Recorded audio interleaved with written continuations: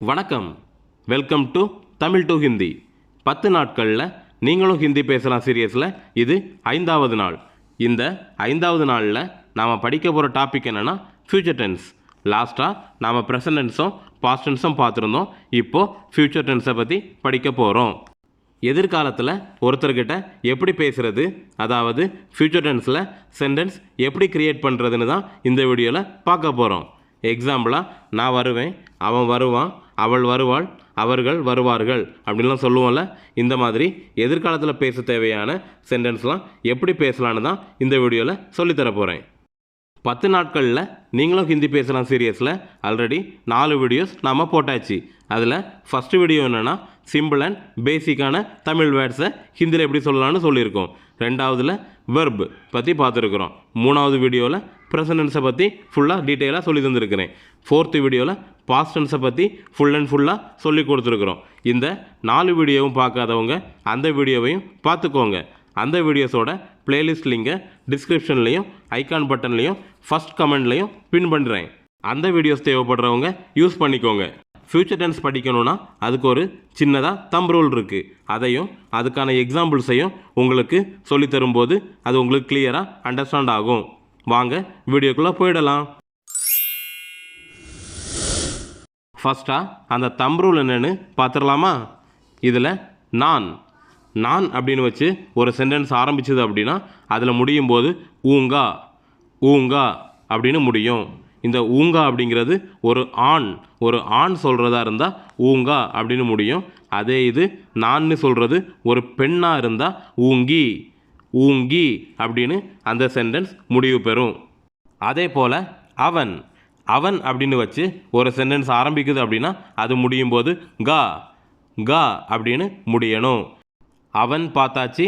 அடுத்ததான் அவள் அப்படின்னு ஸ்டார்ட் ஆகிற சென்டென்ஸுக்கெலாம் முடிவில் கீ அப்படின்னு முடியணும். அவன்னு சொல்கிறதுக்கு கா அப்படின்னு முடியணும்னு பார்த்தோம். அவள் அப்படின்னு ஒரு சென்டென்ஸ் ஆரம்பிச்சுதுன்னா கீ அப்படின்னு முடியும். நான், அவன், அவள் இதெல்லாம் பார்த்தாச்சு.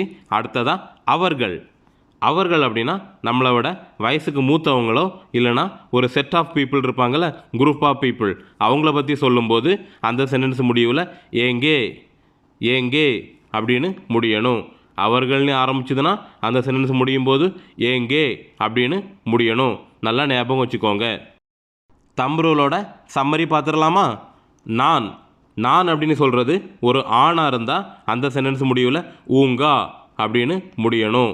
அதே இது நான்னு சொல்கிறது ஒரு பெண்ணாக இருந்தால் ஊங்கி அப்படின்னு முடிக்கணும். அவன் அப்படின்னு வச்சு ஒரு சென்டென்ஸ் ஆரம்பிச்சதுன்னா கா அந்த வாக்கியத்தில் முடிக்கணும். அதே போல் அவள் அப்படின்னு வச்சு ஒரு சென்டென்ஸ் ஆரம்பிச்சதுன்னா கீ அப்படிங்கிற வார்த்தையில் அந்த சென்டென்ஸ் முடியும். அடுத்ததாக அவர்கள் நம்மளை விட வயசுக்கு மூத்தவங்க இல்லைனா ஒரு குரூப் ஆஃப் பீப்புளை பற்றி சொல்லும்போது ஏங்கே அப்படின்னு அந்த சென்டென்ஸை முடிக்கணும். இந்த தம்ப் ரூல் உங்களுக்கு நல்லாவே புரிஞ்சிருக்குன்னு நம்புகிறேன். இந்த தம்ப் ரூல் உங்களுக்கு கரெக்டாக புரிஞ்சிருச்சு அப்படின்னா நீங்கள் ஃப்யூச்சர் டென்ஸில் பேசுகிறதுக்கு ரெடி ஆகிட்டீங்க அப்படின்னு அர்த்தம். இந்த தம்ப் ரூலை நல்லா ஞாபகம் வச்சுக்கோங்க. இது கூடவே எக்ஸாம்பிள்ஸ் பார்த்தா உங்களுக்கு இன்னும் நல்லாவே கிளியராக அண்டர்ஸ்டாண்ட் ஆகும். எக்ஸாம்பிள்ஸ் பார்க்கலாமா? நான் ஹிந்தி படிப்பேன். இது ஹிந்தியில் எப்படி சொல்லணும்னா மே ஹிந்தி படுங்கா. நான் ஹிந்தி படிப்பேன் அப்படின்னு ஒரு ஆண் சொல்கிறதா இருந்தால் மே ஹிந்தி படுங்கா. இதில் நம்மளோட தம்ப் ரூல் எது ஆக்டிவேட் ஆகிருக்குதுன்னு பாருங்கள். நான் அப்படின்னா ஒரு ஆண் சொல்கிறதா வச்சுக்கோங்க. நான் அப்படின்னா முடியும் போது என்ன வரணும்? ஊங்கா வந்திருக்குதா? மே ஹிந்தி படுங்கா. கரெக்டு தானே? புரியுதா உங்களுக்கு? அடுத்ததாக நான் ஹிந்தி படிப்பேன் அப்படின்னு ஒரு பெண் சொல்கிறதா இருந்தால் என்ன வரும்? மே ஹிந்தி படுங்கி. இதில் என்ன வந்திருக்குது? நான் வந்திருக்குது. ஒரு பெண் சொல்கிறாங்க. ஸோ முடிவில் ஊங்கி அப்படின்னு வரணும்னு சொல்லியிருந்தோம். கரெக்டாக வருதா? கரெக்டு தானே? புரியுதில்ல உங்களுக்கு? அடுத்த எக்ஸாம்பிள் பாருங்கள். அவன் நாளை வருவான். நம்ம தம்ப் ரூலில் அவன் அப்படின்னு வந்துச்சுன்னா முடிவில் என்ன வரணும்னு பார்த்தோம்? கா வரணும்னு பார்த்தோம்ல. ஸோ இதுக்கு ஹிந்தியில் எப்படி சொல்லணும்னா வக் கல் ஆயகா. அந்த காங்கிறது வருது பார்த்தீங்களா? அவன் வந்ததுனால முடிவில் கான்னு வந்திருக்குது. அவன் நாளை வருவான். வக் கல் ஆயகா. புரிஞ்சிருக்கும்னு நம்புகிறேன். அடுத்த எக்ஸாம்பிள், அவள் நாளை மறுநாள் சென்னை செல்வாள். அவள் நாளை மறுநாள் சென்னை செல்வாள். இதில் என்ன வந்திருக்குது? அவள் அப்படின்னு வந்திருக்குதா? முடியும் போது கீ கீ அப்படின்னு முடியணும்னு பார்த்தோம். கரெக்டாக முடியுதான்னு பார்த்துடலாமா? அவள் நாளை மறுநாள் சென்னை செல்வாள். வக் பர்சோ சென்னை ஜாயகி. வக் பர்சோ சென்னை ஜாயகி. அந்த லாஸ்ட்டில் கீ அப்படிங்கிறது முடியுது. பார்த்தீங்களா? புரிஞ்சுதில்ல உங்களுக்கு? நெக்ஸ்ட் எக்ஸாம்பிள், அவர்கள் வேலை செய்வார்கள். அவர்கள் வேலை செய்வார்கள். இதில் நம்ம தம்ப்ரூல் என்ன ஆக்டிவேட் ஆகும்? அவர்கள் அப்படின்னு வந்துச்சுன்னா முடிவில் ஏங்கே அப்படின்னு முடியணும்னு பார்த்துருக்குறோம். ஸோ கரெக்டாக முடியுதான்னு பார்த்துடலாமா? அவர்கள் வேலை செய்வார்கள். வே காம் கரேங்கே. வே காம் கரேங்கே. ஏங்கே அப்படின்னு முடியுது. பார்த்தீங்களா? அவர்கள் வேலை செய்வார்கள். வே காம் கரேங்கே. புரியுதில்ல? ஏங்கேன்னு முடிஞ்சிருக்குது. இப்போ நாம் பேசிக்கான அந்த தம்ப் ரூல் எப்படி ஒர்க் அவுட் ஆகுதுங்கிறதுக்கான எக்ஸாம்பிள்ஸ் பார்த்தாச்சு. இன்னும் கொஞ்சம் டீட்டெயிலான எக்ஸாம்பிள்ஸ் பார்த்தா உங்களுக்கு இன்னும் நல்லாவே புரிய ஆரம்பிச்சிடும். பார்த்துடலாமா? அதுக்கு முன்னாடி நம்ம வீடியோ பார்க்குறதுனால உங்களுக்கு ஹிந்தி படிக்க முடியுது அப்படின்னா நம்ம வீடியோவுக்கு ஒரு லைக் பண்ணிக்கோங்க. அதே போல் நம்ம வீடியோஸை நீங்கள் தொடர்ந்து பார்க்கணுன்னு ஆசைப்பட்டீங்கன்னா நம்ம சேனலை சப்ஸ்கிரைப் பண்ணி வச்சுக்கோங்க. நான் திரும்பி வருவேன். நான் திரும்பி வருவேன் அப்படின்னு ஒரு ஆண் சொல்கிறாங்க. ஸோ இதுக்கு முடிவில் என்ன வரணும்? ஊங்கா அப்படின்னு வரணுமா? கரெக்டாக வருதான்னு பார்த்துடலாமா? நான் திரும்பி வருவேன். அதுக்கு ஹிந்தியில் மே வாபஸ் ஆவுங்கா. மே வாபஸ் ஆவுங்கா வருதா? ஊங்காங்கிறது வருதா? ஒரு பெண் சொல்கிறாங்க, நான் மீண்டும் வருவேன். நான் மீண்டும் வருவேன் அப்படின்னு. அதுக்கு ஹிந்தியில் எப்படி வரணும்? முடிவில் ஊங்கி அப்படின்னு வரணும். கரெக்டு தானே? அதை பார்த்துடலாமா வருதான்னு? மே துபாரா ஆவுங்கி. மே துபாரா ஆவுங்கி. ஊங்கிங்கிறது வருது. பார்த்தீங்களா? நான் மீண்டும் வருவேன் அப்படின்னு ஒரு பெண் சொல்லணும்னா மே துபாரா ஆவுங்கி அப்படின்னு தான் சொல்லுவாங்க. அவன் விளையாடுவான். அவன் விளையாடுவான். அவன் வந்துச்சுன்னா முடிவில் என்ன வரணும்? கா கா கான்னு வரணும்னு பார்த்தோம்ல. ஸோ அவன் விளையாடுவான் அப்படின்னு சொல்கிறதுக்கு வக் கேலேகா. வக் கேலேகா. கான்னு முடியுதுல்ல? அவன் விளையாடுவான். வக் கேலேகா அப்படின்னு சொல்லணும். இன்னும் எவ்வளவு நேரம் எடுக்கும்? இன்னும் எவ்வளவு நேரம் எடுக்கும் அப்படின்னு நம்ம நார்மலாக கேட்போம். பார்த்துருக்கீங்களா? இதில் நான், நீ, அவர்கள், அவன், இவள் எதுவுமே வரல.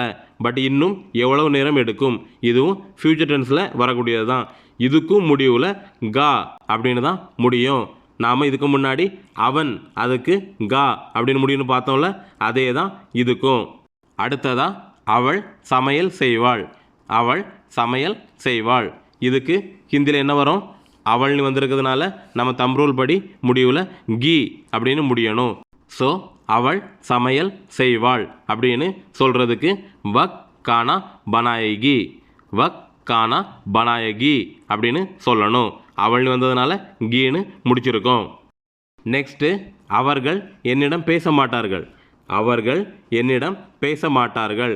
அவர்கள்னு சொல்கிறது நாம் வயசுக்கு மூத்தவங்களோ இல்லைனா ஒரு செட் ஆஃப் பீப்புளையோ சொல்லிக்கலாம். ஸோ இது முடிவில் என்ன வரணும்? ஏங்கே. ஏங்கே வரணும்னு பார்த்தோம்ல, அதே தான் இங்கே ஒர்க் அவுட் ஆகும். அவர்கள் என்னிடம் பேச மாட்டார்கள். இதுக்கு ஹிந்தியில் வே முஜ்சே பாத் நஹி கரேங்கே. வே முஜ்சே பாத் நஹி கரேங்கே இப்படின்னு தான் சொல்லணும். இப்போது உங்களுக்கு ஃப்யூச்சர் டென்ஸில் எப்படி பேசணும்னு நல்லாவே புரிஞ்சிருக்குன்னு நம்புகிறேன். வேறு ஏதாவது டவுட்ஸ் இருந்தால் கமெண்டில் சொல்லுங்கள். ஈஸியாக கிளியர் பண்ணிடலாம். உங்களுக்காக ஒரு 3-4 கொஸ்டின் வச்சுருக்கிறேன். அந்த கொஸ்டினுக்கு ஆன்சர் பண்ண ட்ரை பண்ணுங்கள். பதில் தெரிஞ்சால் கமெண்டில் ஆன்சரை சொல்லுங்கள். அந்த கொஸ்டின் என்னென்னு பாருங்கள். அவன் வேலை செய்வான். அவன் வேலை செய்வான். இதில் அவன்னு வந்திருக்குது. ஸோ முடிவில் என்ன வரணும்னு உங்களுக்கு தெரியும். ஸோ அதுக்கு தகுந்தாப்பில் ஆன்சர் பண்ணணும். அடுத்ததாக அவர்கள் சமையல் செய்வார்கள். அவர்கள் சமையல் செய்வார்கள். நெக்ஸ்ட்டு, அவள் விளையாடுவாள். அவள் விளையாடுவாள். அடுத்ததாக நான் பேச மாட்டேன். நான் பேச மாட்டேன். இந்த 4 வாக்கியங்களும் நம்ம ஆல்ரெடி சொல்லி கொடுத்த தம்ப் ரூல் படி ஒர்க் அவுட் ஆகக்கூடிய வாக்கியங்கள். அதுக்கெல்லாம் என்ன ஆன்சர் வரும்னு கமெண்டில் எனக்கு சொல்லுங்கள். ஸோ தட் எனக்கு ஈஸியாக புரிஞ்சிடும் உங்களுக்கு இவ்வளோ நேரம் சொல்லி கொடுத்தது அண்டர்ஸ்டாண்ட் ஆகிருக்கா இல்லையா அப்படிங்கிறது. ஸோ உங்களுக்கு வேறு ஏதாவது சஜஷனோ இல்லைனா ஃபீட்பேக்கோ இருந்தால் கண்டிப்பாக கமெண்டில் சொல்லுங்கள், நானும் தெரிஞ்சுக்கிறேன். மீண்டும் 10 நாட்களில் நீங்களும் ஹிந்தி பேசலாம் சீரியஸில் 6வது நாள் வீடியோவில் உங்களை எல்லாம் திரும்பவும் சந்திக்கிறேன். நன்றி, வணக்கம்.